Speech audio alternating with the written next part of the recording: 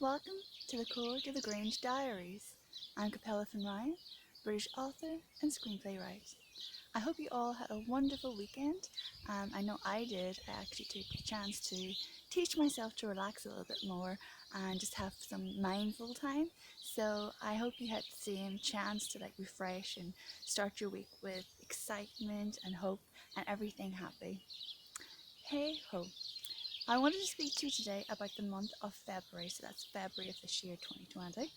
And I actually made some little notes because normally I will forget something. So what happened in February it wasn't very romantic. It wasn't the Valentine's Day that some married couples may anticipate. But on the 13th of February, mail came for me from the Irish Embassy, and that was to do with my Irish passport. Because with everything happening with Brexit, I'm entitled to an Irish passport because I was born in Donegal, Letterkenny in Donegal. I'll just let that pass. So hopefully now you can hear me. So I was born in Donegal, and so therefore I'm entitled to an Irish passport because I'm an Irish citizen. So I sent everything with my husband, Colin. He was getting his Irish passport through me, and everything was sent to the Irish Embassy in Paris, and they sent me a few things back. And as far as some of my certificates that they took copies of, they didn't actually need anymore, but it wasn't everything that they had sent me back. So they gave me 2 weeks to get everything else that I needed sorted out to send back to them, and then we would go from there. But on the 13th of February, it was a really wet, horrible, miserable day, and of course my mail comes, and again, what happens? It's thrown on the ground, on the wet grass, and I will be doing a video this week.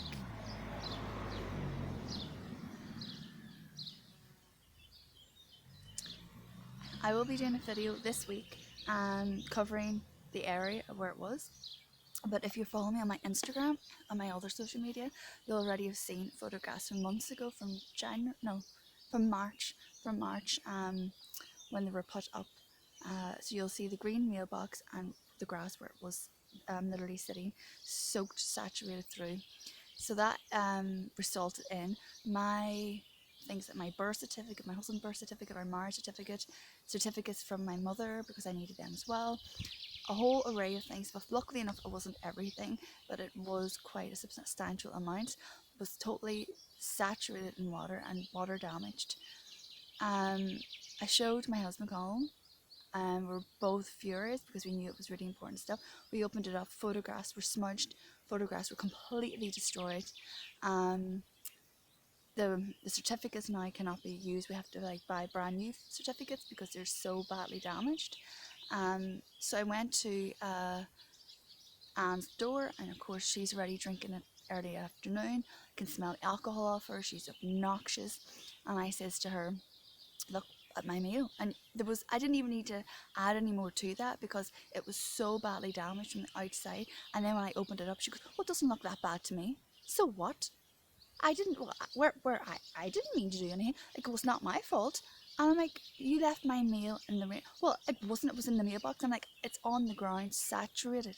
It wouldn't get like that from the mailbox." So she had tried to have this huge argument with me about my mail that she damaged, and now that comes under and constitutes as criminal damage. And now it's a criminal offence, and that means that either me and the Irish Embassy together can actually press charges and have her prosecuted for criminal damage, as well as having to pay for the copies of all those certificates again.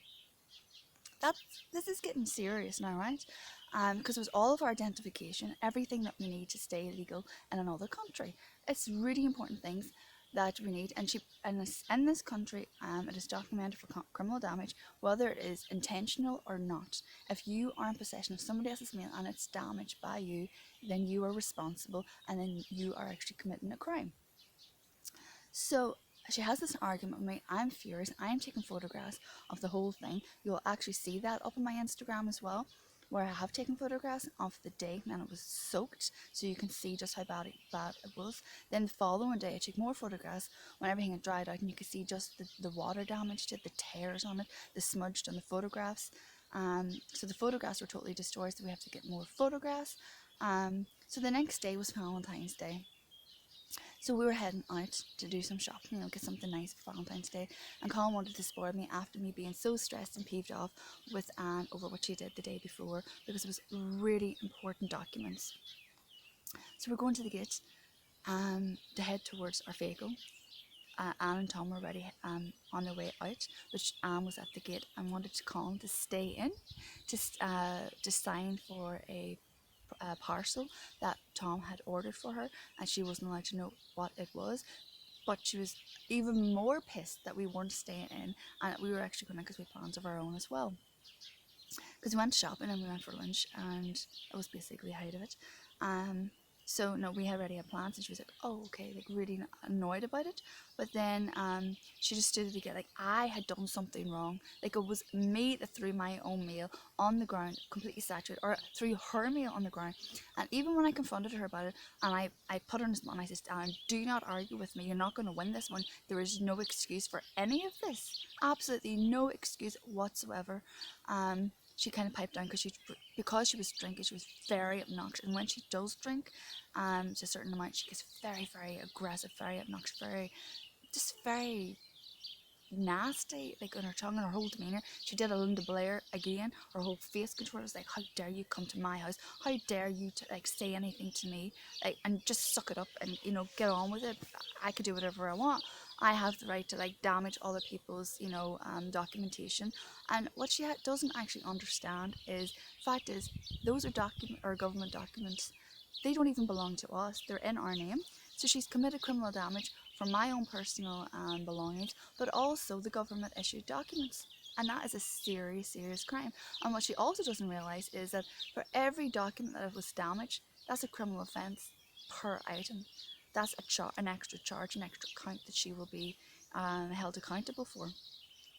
So we went from that, which was bad enough because everything was just totally ruined.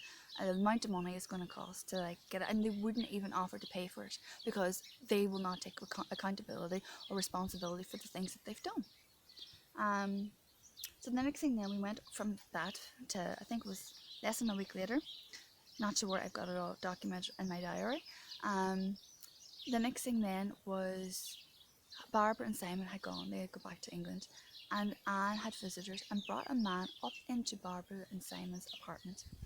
Before Barbara and Simon left, Simon says, because when they were away, "If you see anybody going in, could you let us know?" So we kept an eye open for him because we were trying to be a good neighbour. We said that we would. So we let him know that she had brought a man up into the apartment. So I took a photograph of it. It's up on my social media. And then in addition to that, Colin sent a text message saying, "There's a man up in your apartment with 2 bags or whatever." So next thing then he sends a screenshot to Anne, which we weren't bothered about. But next thing then Anne sends an email summoning Colin to come over to her house, like she's Lord B, and she can do whatever she wants, and she can summon people at her beck and call.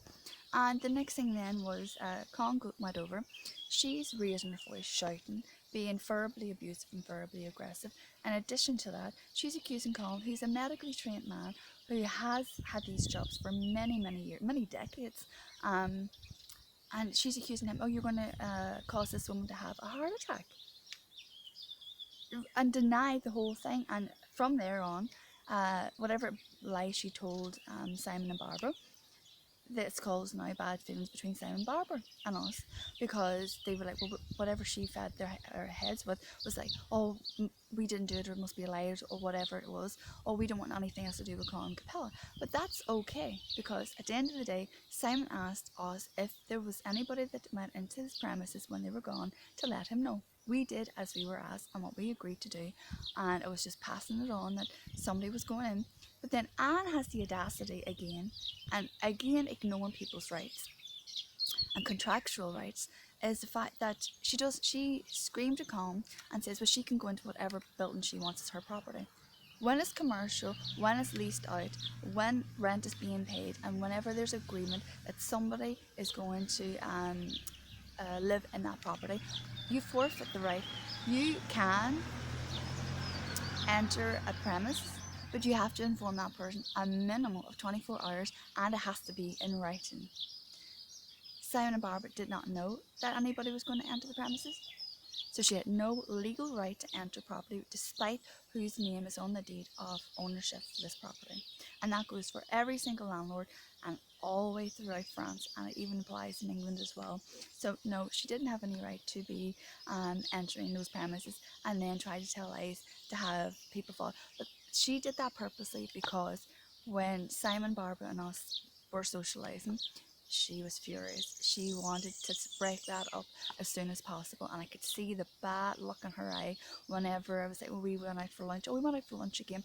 Oh, and Barbara and Simon, asked me to come over or whatever, or they asked me to stay. We had a lovely afternoon up in their place drinking wine and having a chat about anything and everything. It was just lovely, and she was not one bit pleased about that. So I think that is everything that I wanted to cover today on the month of February.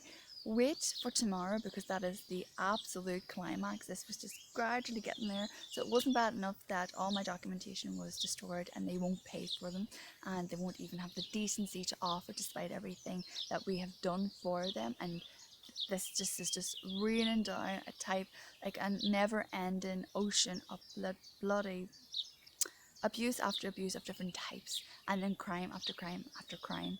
So I'm going to leave it here and I will talk to you tomorrow, and I look forward to that and I can't wait. So I hope you have a lovely rest of your day wherever it is that you are, no matter what time it is, whether it's the day or night. Just have a lovely time today, and I hope your week starts off amazingly. So I will see you soon. God bless for now.